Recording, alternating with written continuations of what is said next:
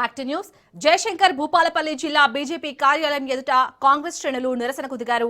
National Herald కేసులో గత 10 ఏళ్లుగా ఏఐసీసీ అగ్రనాయకులు సోనియా గాంధీ, రాహుల్ గాంధీలను బీజేపీ ప్రభుత్వం వేధిస్తుందంటూ బీజేపీ కార్యాలయం ముందు ధర్నాకు కాంగ్రెస్ పార్టీ పిలుపునిచ్చింది. అధిష్టానం పిలుపు మేరకు ఎమ్మెల్యే గండ్ర సత్యనారాయణ ఆధ్వర్యంలో పార్టీ కార్యకర్తలు రోడ్డుపై బైఠాయించి బీజేపీకి వ్యతిరేకంగా నినాదాలు చేస్తూ ఆందోళనకు దిగారు.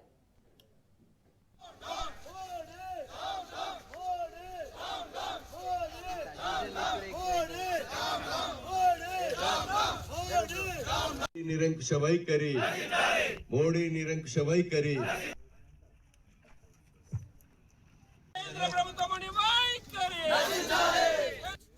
కేసులు వెంటనే ఎత్తివేయాలి. ఈడీ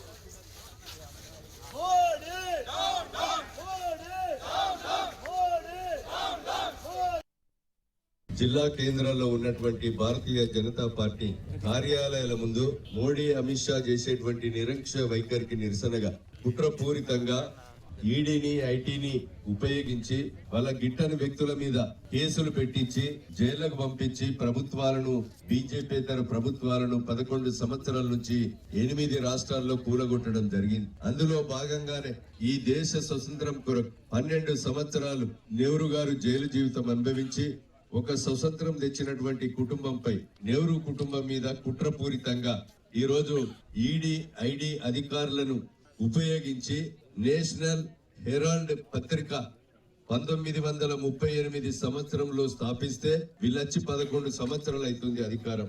అప్పటి పత్రిక మీద నిజాయితీగా ఈ దేశము కాపాడాలని, ఈ దేశానికి ప్రజాస్వామ్యం రావాలని, ప్రజాస్వామ్య విలువలు కాపాడాలని స్వతంత్రం కొరకు పెట్టినటువంటి పత్రిక మీద ఈ రోజు కుట్రపూరితంగా ఈడీ, ఐడిని ఉపయోగించి శ్రీమతి సోనియా గాంధీ, రాహుల్ గాంధీకి నోటీసులు ఇప్పించి బెదిరింపులకు గురి చేసే పరిస్థితి వచ్చింది. జిల్లా కేంద్రాల్లో ఉన్నటువంటి భారత